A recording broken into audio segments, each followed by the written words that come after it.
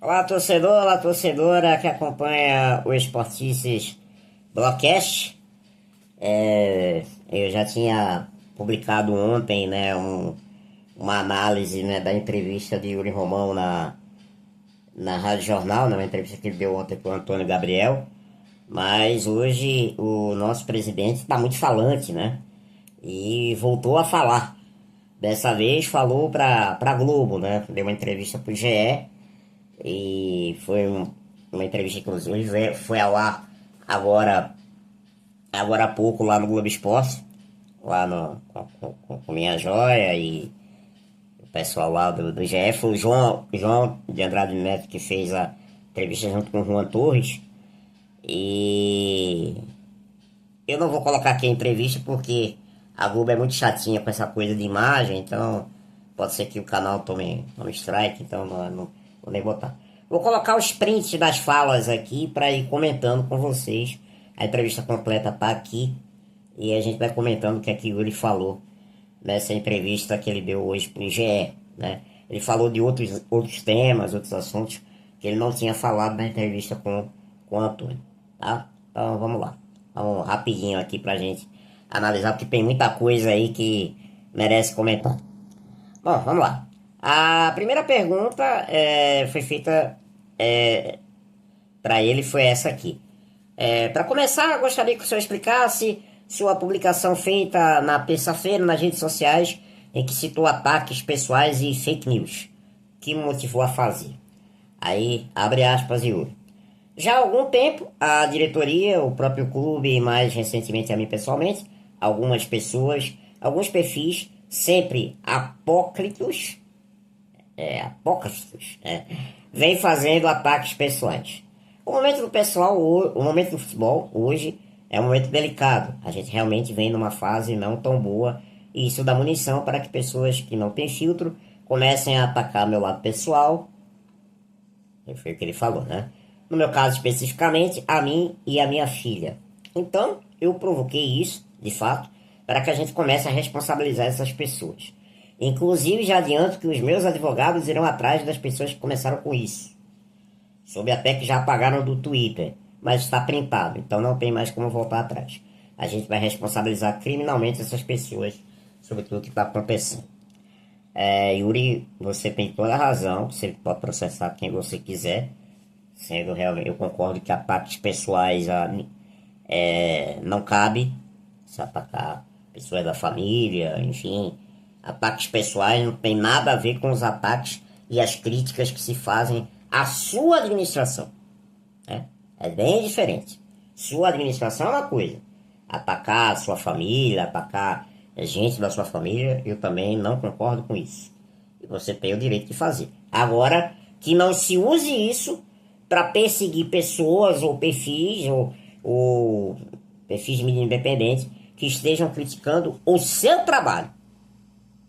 Tá? Seu trabalho é cabível de crítica. Críticas, claro, dentro, né, de um limite, de um respeito, né, de um limite ali até a página tal.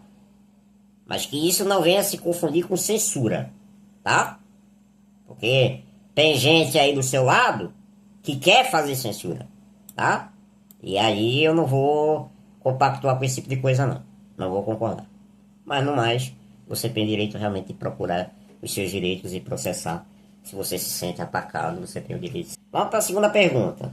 Ainda sobre esse assunto, lá no Conselho Deliberativo, um pedido de abertura de um processo de impeachment do seu mandato. E uma das alegações é a participação do senhor em uma empresa de consultoria esportiva, o que, segundo a alegação, fere o estatuto do clube por conta de conflitos de interesses. Ele falou sobre isso ontem na entrevista lá na jornal com o Antônio Gabriel, que o link inclusive está aqui embaixo. Se você quiser ver a análise na nossa que a gente fez, o link está aqui embaixo. Essa empresa seria também de sua filha. Isso também motivou o posicionamento nas redes sociais? Aí, abre aspas para Yuri. Sim, eu acho que foi a gota d'água para que pudéssemos restabelecer a verdade. A empresa LCR traz inclusive as iniciais do meu filho, que é morto, em homenagem a ele, e tem minha filha como sócia da empresa. É uma empresa que a gente já tem desde 2009. E eu já tinha feito a alteração contratual para atuar no segmento do futebol. Mas é um segmento do futebol do lado financeiro. Não tem nada a ver com compra e venda de atleta. Até porque eu nem entendo disso. O que a gente buscava naquele momento era voltar para o mercado, que sou oriundo dele, mas com uma nova indústria para atuar, que é a indústria do futebol. Mas não tem nada a ver com esporte, não tem nenhum choque de interesses com o Esporte Clube do Recife. Como fui candidato, essa nova operação da empresa não funcionou. Não tem nenhuma nota fiscal emitida, não tem nada. Até mesmo os contatos que tinha com fundos de investimento, com bancos, esses contatos desde dezembro que eu nunca mais nem falei. Nem tempo para isso eu tive. Isso ele já explicou, né, lá na fala lá na jornal. Ele já falou sobre isso. Então, cabe agora aí ao conselho, né, analisar se isso vai à frente ou não. Eu já disse que eu, sendo presidente do clube, eu não me meteria nesse negócio de consultoria, enfim, coisa do tipo. Próxima pergunta. Uma palavra muito repetida pela direção do esporte para 2025 foi planejamento. Repetida, mas não muito bem executada, né? Primeiro de acreditar no trabalho do técnico Pepa, até que chegou o momento que houve a demissão. Mas para o seu lugar veio Antônio Oliveira, que é um treinador com características diferentes. E em seguida começou a reformulação do departamento de futebol. Diante de tudo isso, dá para assumir que houve falha nesse planejamento para 2025? Uma pergunta parecida até com o que fizeram lá na jornal. Aí a resposta de Yuri. Eu diria que não houve erro no planejamento. Oi? Não houve? 15 milhões em Carlos Alberto, 9 milhões em Matheus Alexandre. Isso não é erro no planejamento, Yuri? Não é? Você está querendo brincar com a nossa inteligência? A gente tem o planejamento de ser campeão pernambucano. Ok, conseguiu. De chegar na final da Copa do Nordeste. Ok, ainda pode. E avançar uma Copa do Brasil. Que esse objetivo a gente não alcançou. E não alcançou mesmo, né? Nem na primeira fase passou. E permaneceu na Série A. A ver. O planejamento sempre é em relação a isso. Com relação a planejar no longo prazo, principalmente no Brasil, a permanência de um treinador é impossível. Se os resultados não estão vindo, se a gente vê que o trabalho que está sendo realizado não vai mudar o cenário em médio e longo prazo, aí sim a gente tem que fazer essas mudanças. O trabalho do ex-vice-presidente Guilherme Falcão, que para mim foi injustiçado. Foi? Injustiçado, Yuri? Foi mesmo? Eu admiro muito a sua lealdade com seus amigos, cara. Sinceramente, eu acho que eu queria muito ter uma amizade que fosse tão leal a mim quanto você é leal aos seus amigos. Como você foi tanto tempo leal a Carreiras, quanto tanto tempo você agora está sendo leal a Guilherme. Que pra mim, ele diz que pra mim foi injustiçado, já vinha sendo questionado. Quando nós, no início do ano, convidamos o ex-vice-presidente para que ele permanecesse e fizesse a transição para o modelo profissional, que seria feito ao final do ano, ele tinha um planejamento para isso. Gradativamente a gente iria fazer essa mudança para que não fosse tão abrupta, para que não fosse um conflito interno. Toda mudança traz uma certa insegurança interna. Sim. Mas já que a gente ia mudar a comissão técnica, a gente resolveu de fato abolir o cargo de vice-presidente para termos 2 executivos. A gente trouxe um diretor-geral para substituir até então a vice-presidência de futebol. Certo. E nós não estamos inventando a roda. Se você for olhar para o Flamengo, você tem lá o executivo, inclusive vindo de fora. Sim, o Boto, né, o José Boto. Se você for olhar para o Palmeiras, você tem outro. Se você for olhar para o São Paulo, você tem outro. Para o Atlético, você tem. Então eu diria até que o esporte está atrasado para essa profissionalização. Está atrasado, né? Por sua culpa, né? Inclusive, né? Por sua própria culpa, tá? E, junto a ela, a gente está trazendo agora uma consultoria do Paulo André, para que ela possa fazer um diagnóstico geral de todas as áreas do departamento e ver onde a gente precisa melhorar, onde a gente está bem, o que é que precisa fazer. Essa consultoria do Paulo André, eu queria mais explicações sobre isso, sabe? Mas pelo visto a gente não vai ter, né? Então, Yuri, volto a dizer, admiro demais a lealdade que você tem a seus amigos. Eu queria muito ter um amigo que fosse tão leal a mim quanto você foi leal a Carreiras, quanto você foi leal a Guilherme Falcão. Parabéns, cara. Parabéns, meu.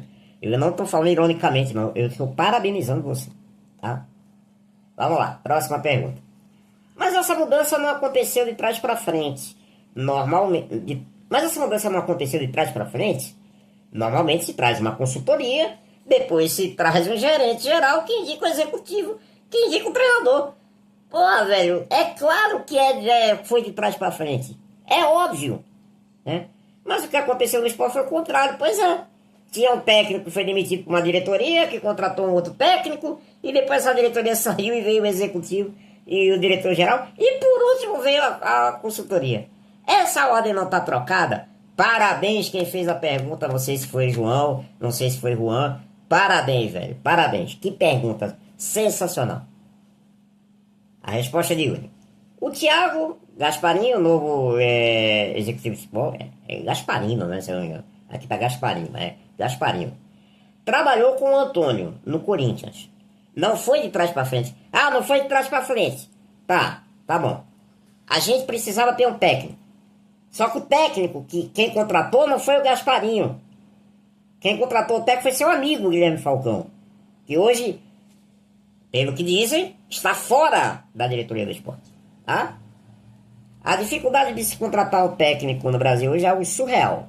A gente contratou em tempo recorde. Pô, parabéns, hein? Parabéns. Traçamos o perfil. A gente queria uma pessoa mais exigente, que já tivesse uma capacidade de tirar mais do elenco que nós temos. E o Antônio já tinha feito isso no Cuiabá, por exemplo. No Corinthians também. No Corinthians? No Corinthians? Aí ele usa a palavra concomitantemente. Podia falar paralelamente, né, Yuri? Você podia falar mais simples, né? Nós estávamos também trabalhando com relação a essa questão dos executivos. Não é questão de trás para frente. Talvez o técnico tenha chegado antes. Talvez! Chegou antes, meu caro. Chegou antes. Tá? Aí vamos lá. Próxima pergunta. É uma das melhores, essa aqui. Muito se fala que desde a chegada do Antônio Oliveira, o esporte não evoluiu e tem jogado até pior do que o antecessor. Pepa. De fato, o esporte piorou. Qual a avaliação da diretoria sobre o trabalho do treinador? A ideia é dar tempo para o Antônio tentar ajeitar o time? Aí a resposta de Yuri é sensacional, meus amigos. Essa questão da evolução é muito abstrata. Oi? É muito abstrata? Porque se a gente for olhar alguns números dos scouts, já há uma evolução de passes, de roubadas de bola, alguma coisa assim. Alguma coisa assim? O quê? Ah, alguma coisa assim. Um número aí, né?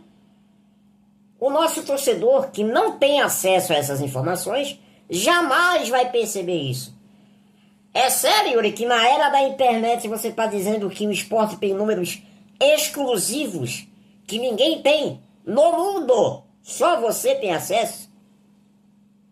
Ainda demais, viu? Inclusive vocês da crônica esportiva. Então é muito subjetivo dizer que não há evolução.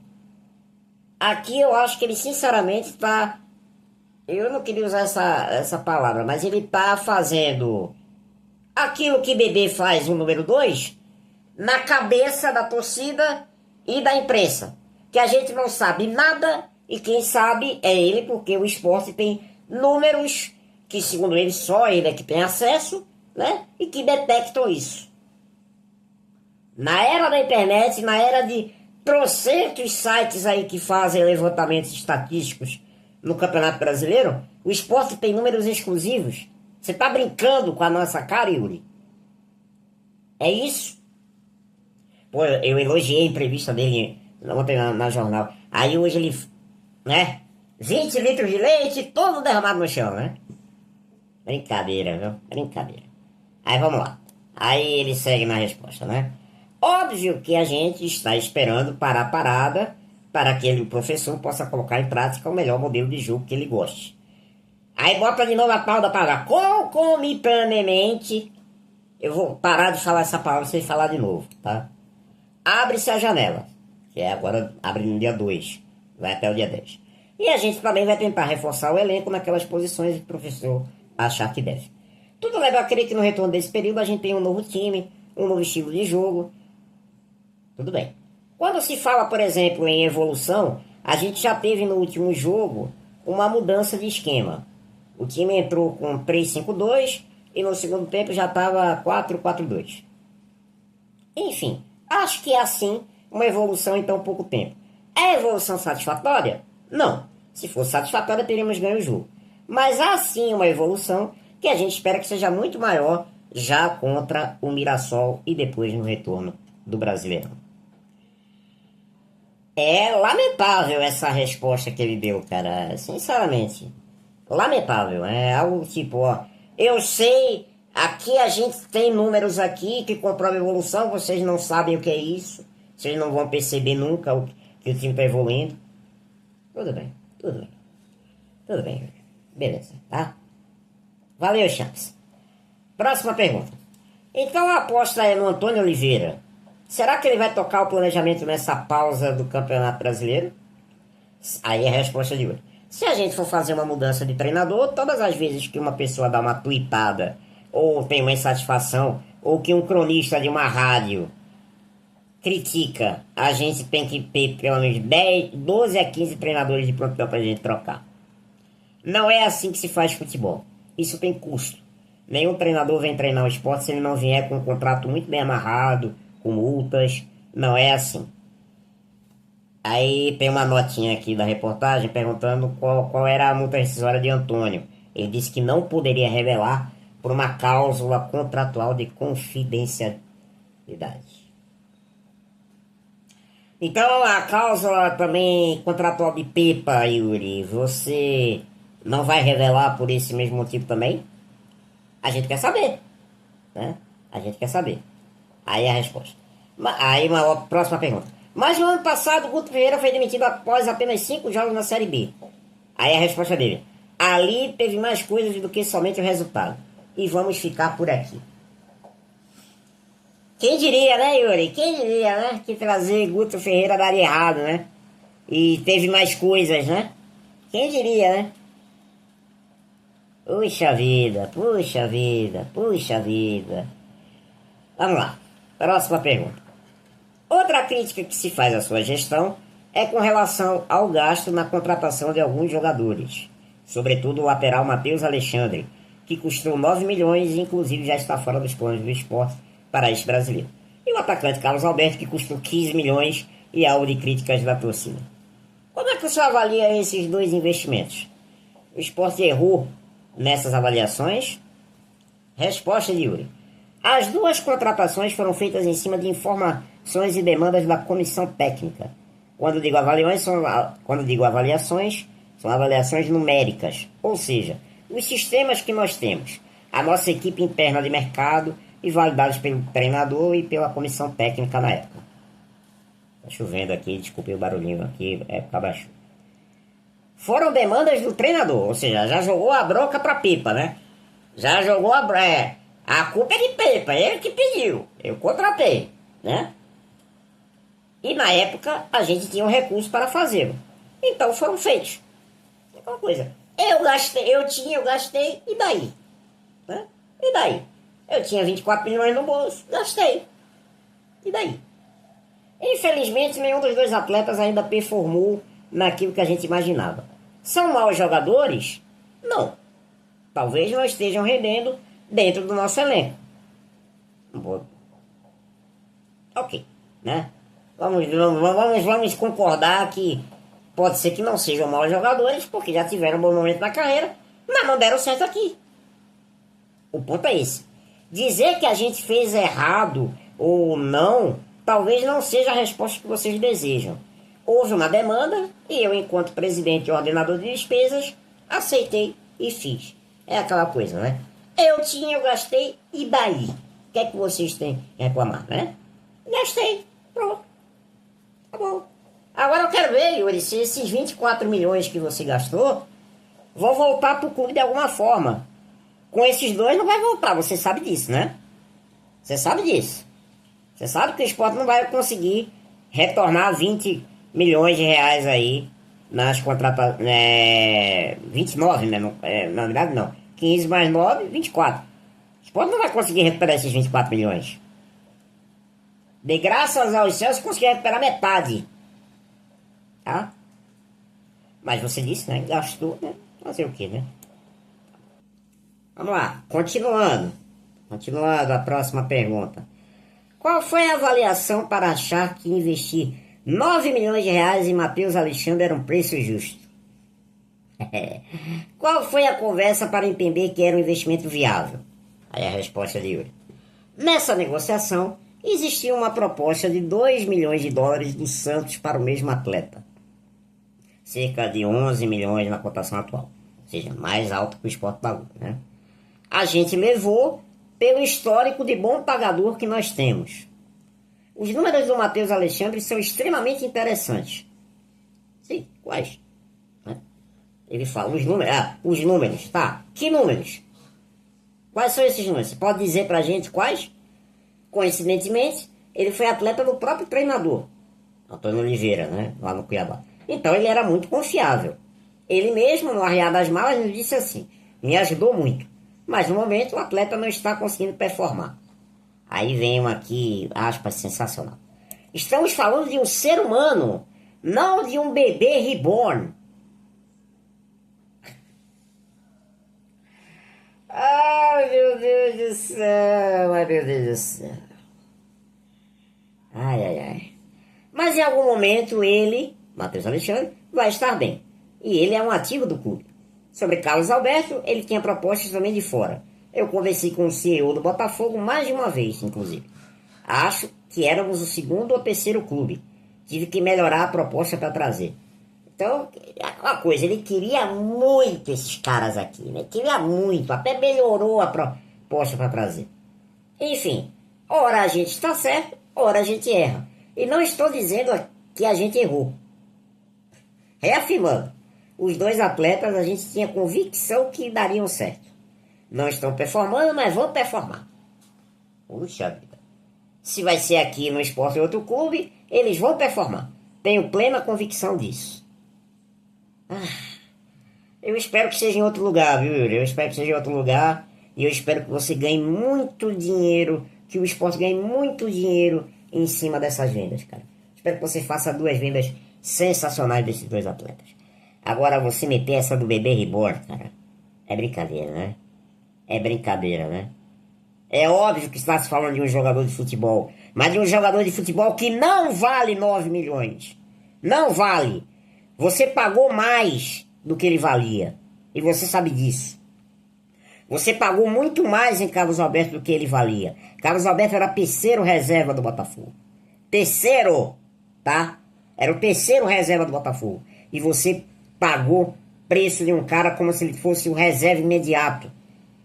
Né? Ou até titular. Então você pegou 24 milhões de reais, Yuri, com todo respeito, e você jogou pelo ralo, tá?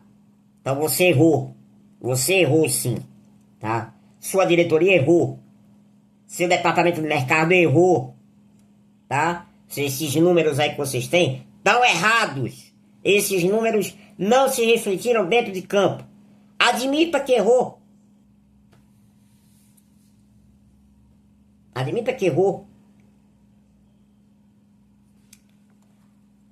Vamos lá. Próxima pergunta. Chamou a atenção, no caso do Matheus Alexandre, o fato dele ter sido titular na estreia do Antônio Oliveira contra o Cruzeiro e colocado fora dos planos do Sport 2 dias depois. Como se deu essa decisão? Aí a resposta. Isso foi uma decisão de diretoria. A gente viu que a nossa torcida já não queria mais, então decidimos não insistir. O ex-governante dizia, não vamos dormir com o problema. Então decidimos não dar intimidade ao problema. Nós tínhamos um problema. Agora, Matheus Alexandre passou a ser um problema, tá? Agora ele é um problema. Nós tínhamos um problema, então qual o caminho? Vamos conversar com o empresário e buscar uma nova oportunidade para o atleta que é sério, correto e trabalhador. Não duvido que seja uma pessoa séria, correta. Ninguém está falando aqui do homem Matheus Alexandre, está falando do jogador Matheus Alexandre, tá? E o jogador Matheus Alexandre não deu certo aqui. Não deu certo aqui, né? E é isso, né? Se você não quer dar intimidade ao problema, não dorme com o problema. Né? Agora, engraçado, lá em cima, na pergunta anterior, ele não era o problema, agora passou a ser um problema. Próxima pergunta. Na próxima semana vai abrir uma mini janela de contratações, por conta do Mundial de Clubes. E o Sport certamente vai para o mercado porque precisa melhorar o seu rendimento. Mas, ao mesmo tempo, o clube já gastou muito para formar esse elenco atual. O Sport tem fôlego financeiro para ainda trazer um número X de reforços sem que ocorram saídas? Resposta B. O Sport hoje tem uma condição financeira e de crédito para trazer gente. Bom, a saída ou não de atletas, ela depende muito da comissão técnica e dos executivos também. Porque os treinadores, eles hoje não gostam de trabalhar com muita gente. Isso traz problema na gestão do grupo. Até porque existe a demanda de outros clubes em atletas nossos. Mas que a gente tem segurado. Vamos chegar no treinador e dizer que tal atleta tem proposta, você vai querer que ele fique ou que ele saia. É esse nível de discussão que vamos ter entre diretoria e comissão técnica. Tudo bem. Mas independente disso, o Sport tem fôlego financeiro para fazer investimentos como foram feitos no início do ano para comprar direitos de de jogadores? Ou seja, o repórter repetiu a pergunta que ele não respondeu na primeira, né? Aí ele responde, não. Essa foi uma fase que já passou. Se tiver de ser feito, pode ser em um atleta. Mas da forma como foi feita, não. De forma alguma. Então é isso. Isso a gente já imagina, né? O Sport vai ao mercado, mas não vai com aquele apetite que foi no começo da temporada. E se for para gastar 15 milhões em Carlos Alberto da vida, é melhor mesmo que não gaste. Próxima pergunta. Por conta do início da campanha, um rebaixamento para a Série B é algo plausível para o Sport. Caso se concretize, como afetará a saúde financeira do clube para 26? Aí vamos lá. Óbvio que a receita de um clube de Série A é completamente diferente da receita de um clube de Série B. Em relação aos atletas contratados ao longo desse ano, todos eles têm causa de diminuição salarial em caso de descenso. Isso eu não sabia. Mas para não postergarmos essa conversa, nós não vamos cair. Não está no nosso planejamento cair. Vou fazer de todos os esforços possíveis e imagináveis para a manutenção do clube na Série A. Temos 28 rodadas pela frente, então dá para acreditar. E eu torço que você esteja certo, Guilherme. Torço que você consiga fazer seus esforços aí para manter o Sport na Série A. Mas o indicativo das 10 primeiras rodadas não é nada bom. E você sabe disso, né? E me chama a atenção essa informação, né? Que em caso de descenso, alguns salários aí dos jogadores caem. Resta saber se, não sei, pode chegar a proposta, pode entender não, precisa vender para fazer cá. Já para a Série B, né? Isso é um movimento até natural que acontece. Aí a próxima pergunta que foi feita foi sobre o Zé Lucas, né? Que é um tema também interessante aí, né? Sempre para a gente analisar. O quanto o Sport enxerga em uma possível negociação de Zé Lucas uma solução para manter a saúde financeira do clube, em caso de rebaixamento? E dentro desse cenário, seria inevitável uma venda? Aí vamos lá. Zé Lucas é solução dentro de campo. Eu particularmente não gosto de ficar fazendo exercício de futurologia. Mas o que eu posso dizer é que Zé Lucas faz parte dos planos da gente para dentro de campo, uma vez que ele está sendo titular do nosso time. Ele faz parte do nosso elenco. Agora, se chegar uma proposta, daquelas irrecusáveis, vamos avaliar e provavelmente vamos fazer. Mas não estará no nosso planejamento agora, uma venda de Zé Lucas. Se estivesse, já estaremos negociando. Eu acho que é bem claro que nessa janela o Zé Lucas não vai sair, né? Mas num virtual rebaixamento a coisa muda. A gente sabe disso. A coisa muda. Ele mesmo já deixou em aberto. Se chegar uma proposta irrecusável, eles topam fazer essa negociação, né, com o atleta. Eu acho que o assunto venda Zé Lucas só vem à pauta no ano que vem. Esse ano, acho que não. Acho que ele não sai. Vamos para a próxima. Vamos lá. Tem muita pergunta. Foi uma entrevista muito longa. Em abril, o Sport chegou a negar uma proposta de 80 milhões pelo jogador. Aí ele responde. Foram 12 milhões e meio de euros. na cotação atual, que vai em torno de 79 milhões. Mas não foi uma proposta, em sim uma sondagem e a gente negou. Então o esporte trabalha com uma possível venda com um valor maior do que esse? Aí ele responde: mais uma vez, nós contamos com o Zé Lucas dentro de campo ao longo de 2025. Se chegar uma proposta que seja interessante, a gente avalia e faz. Mas quer que eu diga de novo? Nós contamos com o Zé Lucas dentro de campo. Esse ano, pelo menos, o assunto venda de Zé Lucas não deve ser pauta dentro do esporte. Em 2026, a ver. Próxima pergunta. Diante do pior início do esporte em um campeonato brasileiro, a Série A se mostrou mais difícil do que o senhor imaginava? Não. A Série A está sendo uma Série A do jeito que eu imaginava. O que a gente não imaginava era, talvez, o nosso desempenho com o elenco que foi montado. Aí a resposta, né? Aí outra pergunta. E como era a Série A que o senhor imaginava? Aí ele responde. Em todas as entrevistas eu dizia sempre o seguinte, que o orçamento do esporte é o terceiro menor orçamento da Série A. Então, o elenco que foi montado foi um elenco para brigar para não cair. Ou, se muito bem fosse, para brigar por uma Sul-Americana. Eu nunca neguei isso. E com a permanência, a gente ganhar mais fôlego financeiro para, em 2026, montar um novo elenco com os reforços. E aí sim, beliscar uma Sul-Americana ou uma fase de acesso à Libertadores. O que não está batendo é o nosso desempenho, que deveria ter sido melhor.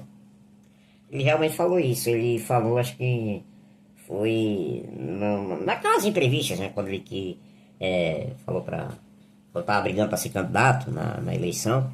Ele dizendo que esse ano a ideia era montar um time para brigar, para não cair, tentar beliscar uma Sul-Americana com muita sorte ali, tentar brigar com uma Sul-Americana. E no ano que vem, sim, fazer um time na Série A com mais dinheiro, aí montar um time para brigar de fato por uma vaga na Sul-Americana ou, quiçá, uma pré-Libertadores. Né? Mas está bem difícil, está bem complicado esse ano atingir esse objetivo. No dia em que o senhor foi reeleito, disse que o esporte, para não passar susto na Série A, deveria ter uma folha entre 8 milhões e meio e 9 milhões de reais. De fato, isso ele disse. Ele falou isso na discussão. Qual o valor da folha do esporte hoje? Segundo ele, a folha do esporte hoje está 6 milhões e meio de reais. Então, 6,5, a gente imagina que essa folha vai subir ainda um pouquinho, hein? Com os reforços que vão chegar aí para a sequência do campeonato, essa folha vai chegar em perto de 8. Né? Ele falou isso, né? Aí, no dia da eleição, inclusive, no discurso de posse. De posse não, no discurso da vitória, né? Aí a próxima pergunta.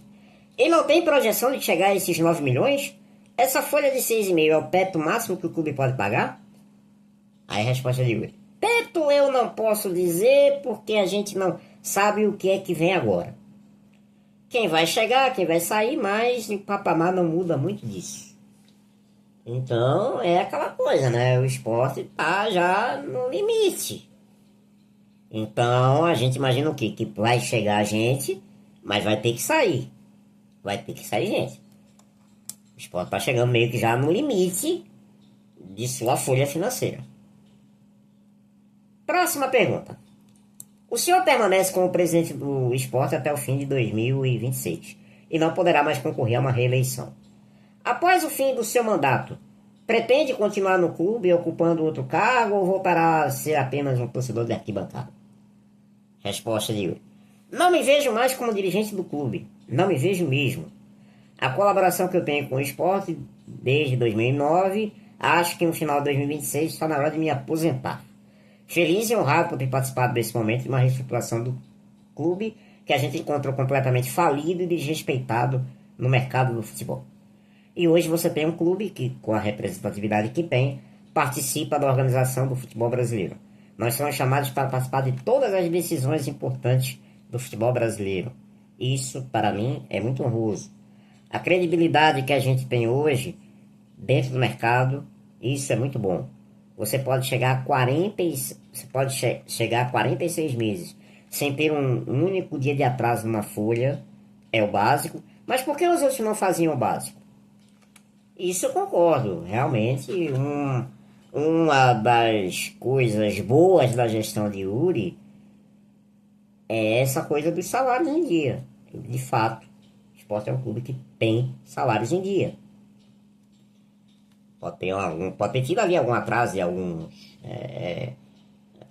funcionários ali, né, que geralmente a sala de funcionário não é tão religiosamente dia, mas eu percebi isso na eleição que Yuri, ele é um cara bem muito querido pelos funcionários, né?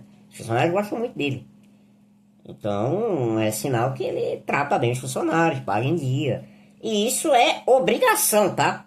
A gente tem que dar parabéns, né? Isso é uma obrigação do clube. Né?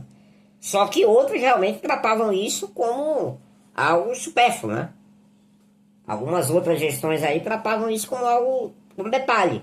Ah, não preciso pagar em dia. Não precisa não, gente. Você tem que pagar em dia. É obrigação sua. Você queria trabalhar numa empresa que teu patrão atrasar salário? Certamente não, né? Vamos lá. Isso tudo me envaidece, obviamente. Mas acho que a gente tem que oxigenar e dar oportunidade a outras pessoas. Aí vamos à última pergunta. E o que o senhor diria para as pessoas que querem que o senhor renuncie ao cargo de presidente do clube? Que é um movimento que tem crescido aí nos últimos dias, né? Pessoas pedindo a renúncia dele. Aí ele responde o seguinte. Eu diria para essas pessoas o seguinte. Primeiro, eu cheguei de forma democrática. Eu tive 97% dos votos em 2022, numa candidatura única, frise-se, e tive 83% dos votos agora em 2024, numa candidatura que, convenhamos, a oposição não apresentou lá um nome muito forte. Se há a vontade do torcedor, e principalmente do sócio, de ter uma renovação, que aguarde o final do meu mandato e que exerça o seu direito de votar. Só que a gente não vota mais em presidente, né, Yuri? Acho que você esqueceu desse detalhe, né? O cargo de presidente do esporte não tem mais. Agora vai ser um conselho administrativo. Lembra? Estatuto que você colocou para o sócio votar no ano passado. Agora, o pedido da saída de Yuri é causado em quê? Qual foi a irregularidade que a gestão fez? Uma gestão que pegou um clube à beira do colapso, chegou onde chegou, eleito com 83% há 5 meses atrás e agora pedem minha saída. Ou seja, eu acho que aí tem um casuísmo de uma minoria, de uma bolha de internet, de pessoas que no passado tinham alguma influência dentro do clube, seja no conselho, seja em diretoria, e que hoje querem tomar o poder de forma antidemocrática, querendo atingir o lado pessoal. Isso é abominável. Pouco me importa se estão pedindo a minha saída ou não. Vão ter que aguardar até o final de 2026. E assim terminou a entrevista de Yuri Romão, né, ao GE, dada hoje. Né? Não sei se a entrevista foi hoje, mas ela foi publicada hoje e foi ao ar agora há pouco lá no GE, no Globo Esporte, né, de hoje, dessa quarta-feira. Acho que foi uma entrevista bem complicada, bem mais complicada do que a da jornal. Não achei um discurso em certos pontos até muito arrogante de Yuri, quando ele fala da questão dos dados, né, que o clube tem, que o torcedor comum não vai ter acesso. Quando ele diz que o clube não errou no planejamento, quando ele fala de Matheus Alexandre, quando ele fala agora que não vai renunciar. Uma entrevista num tom bem narizinho empinado. E aqui é uma opinião minha. Eu não acho que o Yuri é uma pessoa acessível. Não acho. Não acho mesmo. Vou dar até um depoimento pessoal no dia da eleição. Passou várias vezes assim pelo Esportista. Eu estava lá cobrindo. Ele disse que não iria falar, já tinha dito que não ia falar. Só que ele falou para um perfil, né, de mídia alternativa que tem amizade com ele. E com a gente ele nem aí. Passava, olhava assim, nem boa tarde deu.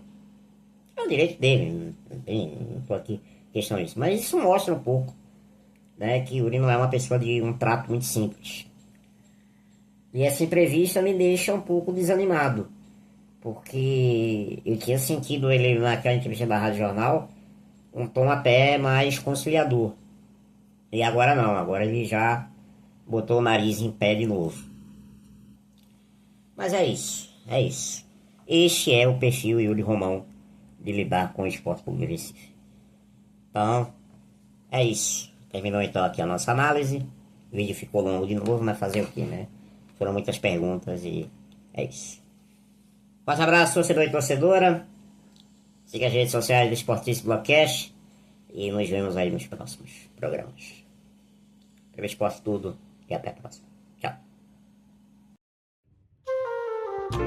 Siga as redes sociais do Esportices Blogcast e ajude nosso canal via Pix.